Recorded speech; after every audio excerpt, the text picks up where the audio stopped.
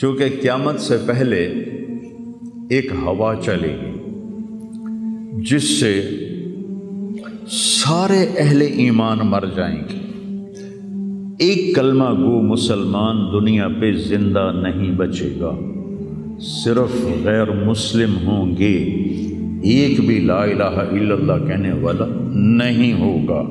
اور قیامت سے 30 سال پہلے، قیامت سے 30 سال پہلے بچے پیدا ہونے بند ہو جائیں گے کہ کسی بچے پر قیامت نہیں آئے گی۔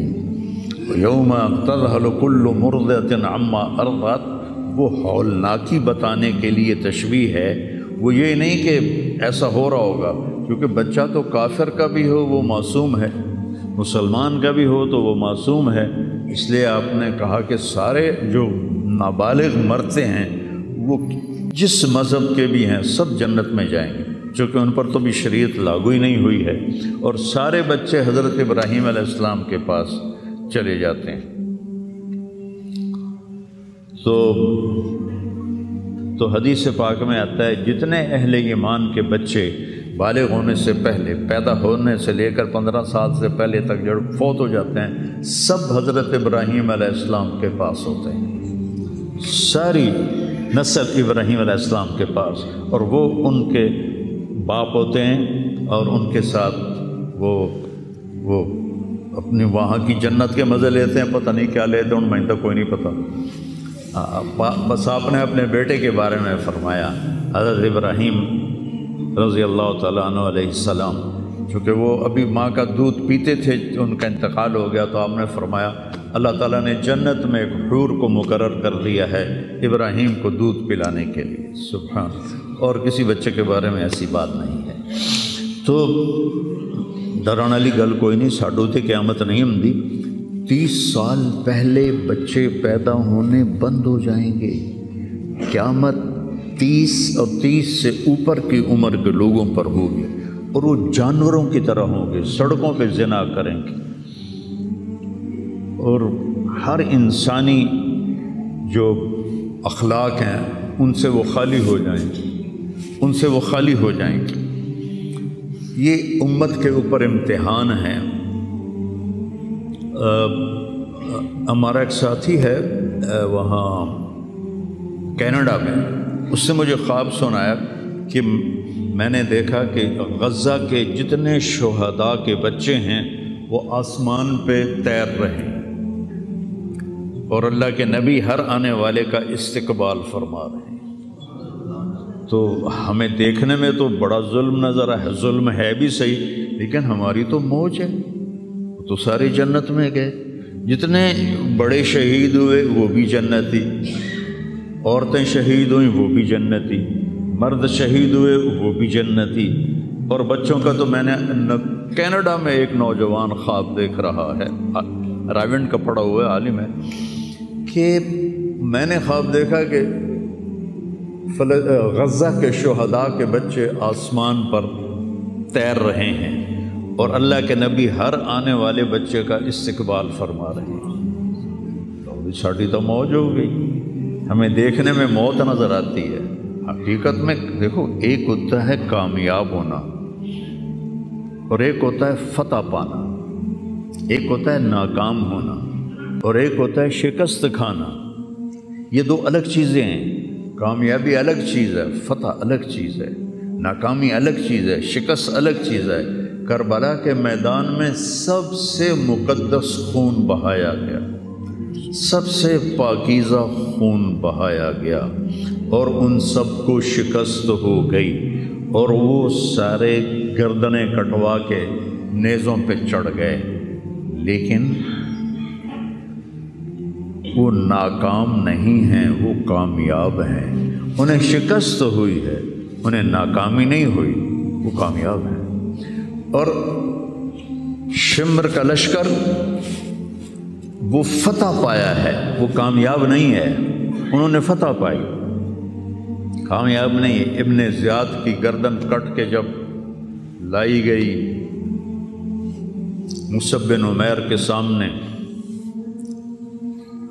جیسے حضرت حسین علیہ السلام کی گردن کٹی ہوئی ابن زیاد کے سامنے رکھی گئی تو وہ ایسے منہ پہ چھڑیاں مار کر کہنے لگا میں نے ایسا خوبصورت چہرہ آج تک نہیں دیکھا جو مرنے کے بعد بھی اتنا چمکتا۔ کٹی ہوئی ابن زیاد کے سامنے رکھی گئی تو وہ ایسے منہ پہ چھڑیاں مار کر کہنے لگا میں نے ایسا خوبصورت چہرہ آج تک نہیں دیکھا جو مرنے کے بعد بھی اتنا چمکتا ہوا تر و تازہ ہو۔ تو حضرت ابو برزہ اسلمی رضی اللہ تعالیٰ عنہ نے کھڑے ہو کر روتے ہوئے فرمایا کہ ظالم یہ چھڑی یہاں سے ہٹا لے، میں نے ان ہونٹوں پہ اللہ کے نبی کے ہونٹوں کو لگتے ہوئے دیکھا ہوا ہے۔ تو کہنے لگا تو بوڑھا ہو گیا ورنہ تیرا بھی سر اڑا دیتا میں۔ تو جب اللہ تعالیٰ انتقام لینے پر آئے اور ابن زیاد کو قتل کیا گیا اور اس کی کٹی ہوئی گردن آئی حضرت مصعب بن عمیر کے سامنے، تو ایک دم مجمع میں ہلچل مچی، جاءت جاءت، وہ آیا وہ آیا وہ آیا۔ کیا دیکھا؟ ایک چھوٹا سا سانپ، اتنا انتہائی تیز، وہ تیزی سے آیا اور اس کی ناک میں داخل ہوا اور منہ سے نکل گیا، پھر اس کی ناک میں داخل ہوا اور منہ سے نکل گیا، پھر اس کی ناک میں داخل ہوا، پھر اس کے منہ سے نکل کے پھر غائب ہو گیا۔ تھوڑی دیر کے بعد پھر آواز آئی، جا وہ آیا وہ آیا وہ آیا۔ تو دیکھا وہ بھی سانپ پھر آ رہا ہے اور آ کر اس کی ناک میں داخل ہوا اور پھر نکلا نہیں، اندر ہی غائب ہو گیا۔ فتح پائی ابن زیاد نے لیکن ناکام ہو گیا۔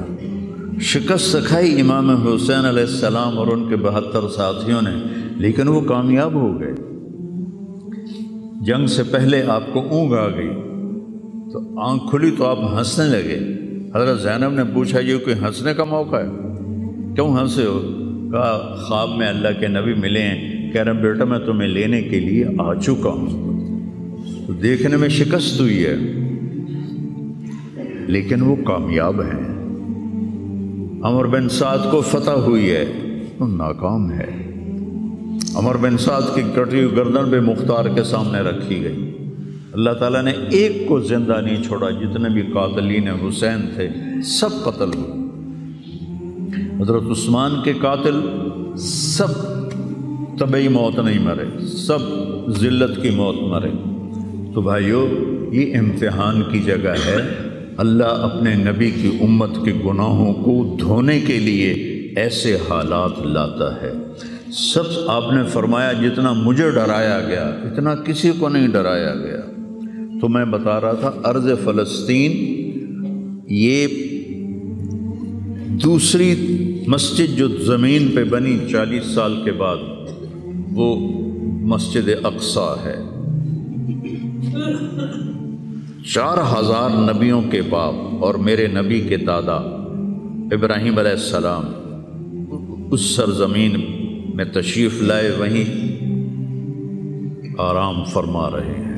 اسحاق علیہ السلام، یعقوب علیہ السلام، داؤد علیہ السلام، سلیمان علیہ السلام، یحییٰ علیہ السلام، زکریا علیہ السلام، یہ وہ نبی ہیں جن کا قرآن میں ذکر ہے۔ اس کے علاوہ بھی سینکڑوں نبی ہیں جن کے نام نہ تاریخ میں ہیں نہ قرآن میں ہیں، جو اس سرزمین کے اندر ہیں۔ یہ محشر کی سرزمین ہے، یہ نبیوں کی سرزمین ہے۔ میرے نبی نے فرمایا ارض المنشر والمحشر، یہ محشر کی سرزمین ہے اور دوبارہ زمین سے باہر نکلنے کی سرزمین ہے۔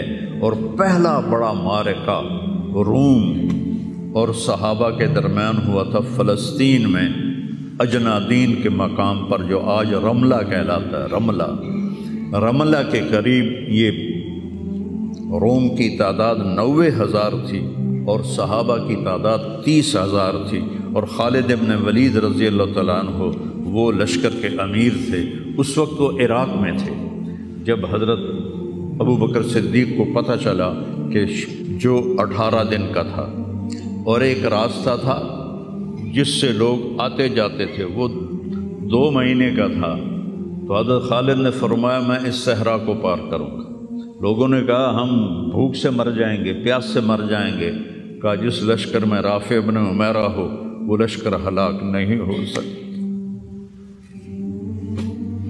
آئے اشاق گئے وعدہ فردہ لے کر، اب انہیں ڈھونڈ چرا کے رخ زیبا لے کر آئے تھے کچھ لوگ جو اللہ کو راضی کر کے دوستی لگا کے دکھا گئے، کب اپنی آنکھوں سے ڈھونڈ چرا کے رخ زیبا، تمہیں نظر کوئی نہیں آئیں گے، مرد نظر آئیں گے، انسان کوئی نہیں نظر آئے گا، عورتیں نظر آئیں گی، انسان کوئی نہیں نظر آئے گا۔ تو فرمایا جس لشکر میں رافع ہو وہ لشکر ہلاک نہیں ہو سکتا۔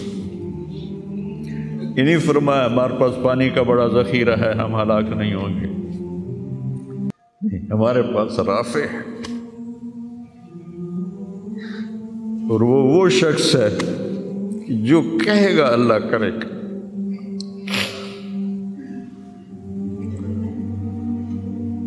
18 دن میں اس کو پار کیا، اور ایک مقام پر آ کر پانی ختم ہو گیا، 3 دن بغیر پانی کے گزارے۔ تو صحابہ نے کہا کہ اب ہم مرتے ہیں، طاقت نہیں ہے، کہا رافع کو بلاؤ۔ رافع کی آنکھیں خراب تھیں، فرمانے لگے رافع پانی چاہیے، کہنے لگے اچھا مجھے بتاؤ کہاں ہیں ہم، کیونکہ وہ دیکھ نہیں پا رہے تھے۔ تو انہوں نے فرمایا کہ فلاں جگہ۔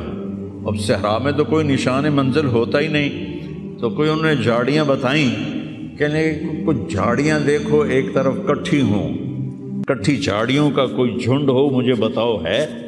انہوں نے کہا ہاں وہ نظر آ رہا ہے، کہ مجھے وہاں لے چلو۔ وہاں لے گئے، ایک جگہ اشارہ کیا کہ یہاں سے زمین کھودو، زمین کھودی تو پانی کا چشمہ نکل کے باہر آ گیا۔ کبھی ہم بھی تم میں بھی چاہ تھی، کبھی ہم بھی تم میں بھی راہ تھی، کبھی ہم بھی تم بھی تھے آشنا، تمہیں یاد ہو کہ نہ یاد ہو۔ اللہ نے تو بے وفائی کی نہیں، ہم نے بے وفائی کی۔ اس کی مدد جو رکی ہوئی، یہ بھی اس کی مدد ہے۔ ہمارا شہید جنت میں جا رہا ہے، اگر زندہ ہے، زخمی ہے، بھوکا ہے، گناہ معاف ہو رہے ہیں۔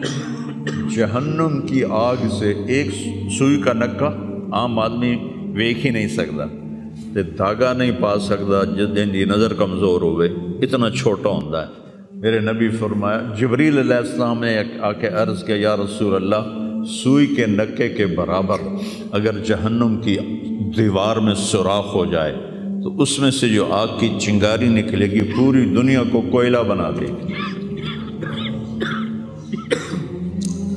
اس کے سامنے یہ تکلیف تو بڑی تھوڑی ہے، لیکن بات اصل یہ ہے کہ ہم نے اللہ سے دوستی چھوڑ دی۔ یہودیوں کو گالیاں بعد میں دو، پہلے ہم اپنے گریبان۔ تجھے کیوں فکر ہے اے گل دلے صد چاک بلبل کی، تو اپنے پیرہن کے چاک تو پہلے رفو کر لے۔ کتنا جھوٹ بولا جا رہا ہے، کتنے جھوٹے مقدمے ہیں، کتنی والدین کی نافرمانی ہے، کتنے گھریلو ناچاکیاں ہیں، کتنا سود چل رہا ہے، کتنا شراب کے ٹھیکے چل رہے ہیں، کتنے لوگ نمازیں چھوڑ چکے ہیں۔ صرف حکمرانوں کو میں کیا گلا دوں، آج ہم سارے اس حمام میں ننگے ہیں۔ تو یہ اللہ کی رحمت ہے، اگر کسی کو اللہ نے اس امت کو اگر دنیا میں وہ جھٹکے دیتا ہے۔ مجھے ایک آیت بھی یاد آ گئی، دونوں کو حال بتاتا ہوں۔ ایک ہے جنہوں نے اللہ کو نہیں مانا، تو اللہ کہتا ہے ذرہم یأکلوا ویتمتعوا ویلہہم الامل فسوف یعلمون۔ میرے محبوب کرن دے انہوں موج میلہ، 4 دیہڑے ہیں انہوں موج میلہ کرن دے انہوں میرے کو آون دے بوڑ ویکھی میں کی کرنا، ٹھیک ہوگی۔ ہمارے بارے میں کیا کہا، وَلَنُذِيقَنَّهُم مِّنَ الْعَذَابِ الْأَدْنَىٰ دُونَ الْعَذَابِ الْأَكْبَرِ لَعَلَّهُمْ يَرْجِعُونَ۔ میں تمہیں دنیا میں چھوٹے چھوٹے عذاب دوں گا، بڑا عذاب نہیں دوں گا آخرت کا۔ یہ غزہ کی جو تباہی ہے یہ چھوٹا عذاب ہے، یہ چھوٹی تکلیف ہے۔ دون العذاب الاکبر فَيُعَذِّبُهُ اللَّهُ الْعَذَابَ الْأَكْبَرَ يَصْلَى النَّارَ الْكُبْرَى، اور عذاب اکبر نار کبرا جہنم ہے۔ تو میرا اللہ کہہ رہا ہے کہ میں تمہیں چھوٹے چھوٹے عذاب دوں گا، بڑا عذاب نہیں دوں گا، تاکہ تم توبہ کر کے میری طرف آ جاؤ، اور جو مجھے نہیں مانتے انہوں نے چھٹی دیتے۔ جو بچہ اسکول میں پڑھتا ہے اسی کی حاضری ہوتی ہے، غیر حاضری ہوتی ہے۔ جو پڑھتا ہی نہیں تو اس کی کون حاضری لیتا ہے یا غیر حاضری لیتا ہے؟ اپنے بچہ کوئی غلطی کرے تو اس کو تنبیہ کی جاتی ہے، گلی کا بچہ کوئی کچھ کرے تو ہم نے کبھی دیکھا ہے کہ کیا کر رہا ہے؟ یہ امت میرے اللہ کی لاڈلی امت، اس وجہ سے نہیں کہ ایسے کوئی بڑے حاجی پارسا ہیں، اپنے حبیب کی وجہ سے، اپنے محبوب کی وجہ سے یہ امت اللہ کی لاڈلی امت ہے۔ اللہ ہمیں بھی بندر خنزیر بنا سکتا ہے، ہمیں کیوں چھوڑا ہوا ہے؟ گنبد والے کے لیے درود پڑھو،